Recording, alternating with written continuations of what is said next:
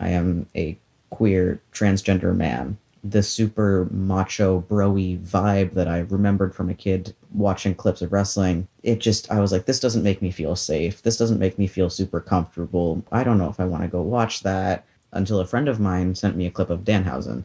I was intrigued. That just wasn't what I remembered seeing as a kid, and I ended up loving it so much.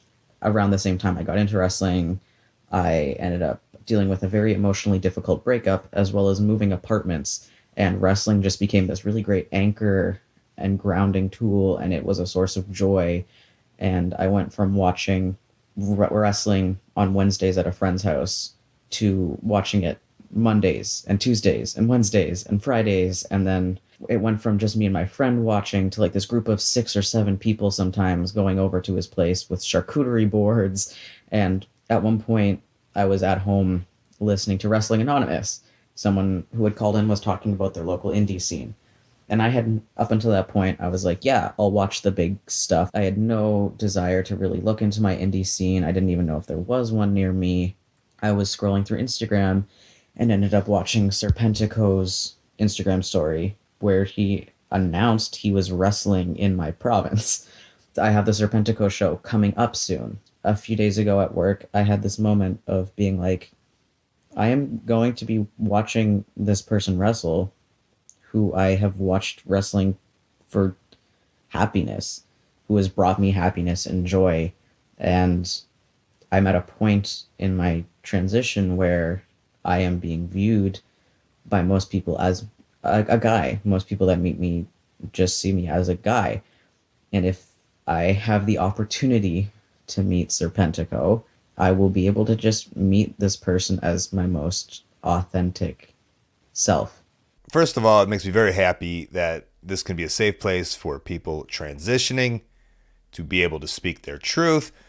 I don't have experience, so I can't speak from experience, but I do have friends and close friends who have gone through transition. And I know how, I guess, delicate it can be. Emotions are running so high.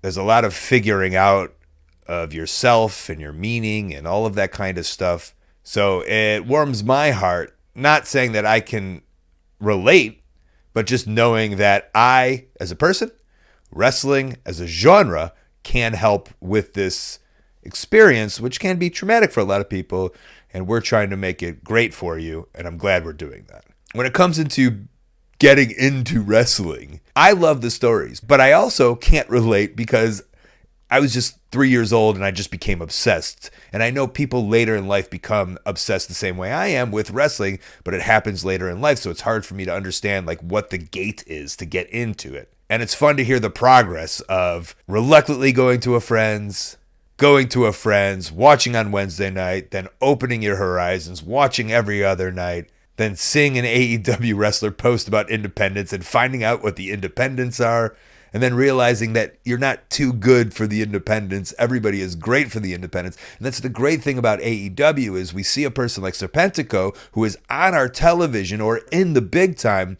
but Tony Khan has also allowed us to wrestle for some of the smaller promotions. So you know who the bigger wrestlers are, and then you see the littler shows, and then it's a great way to get you into the smaller scene and start supporting wrestling on a smaller level. And I championed this for years, is that sometimes going to a smaller independent show, it's so much more intimate. You can be involved in the show, and it can really hit your heart a lot more than the big arena shows. They're both great for different reasons, but I'm always a big believer in how important the mom and pop independent wrestling shows are, and I'm glad that you are now not only being able to be a part of them, but this time in your life, it's helping you out in a way that maybe nothing else would have been able to. Hey, thanks for watching. That call was part of a whole podcast called Wrestling Anonymous. Listen to the whole thing weekly. Wherever you listen to your podcast, go subscribe. And while you're at it, subscribe right here on YouTube to Colt Cabana's channel. Thank you.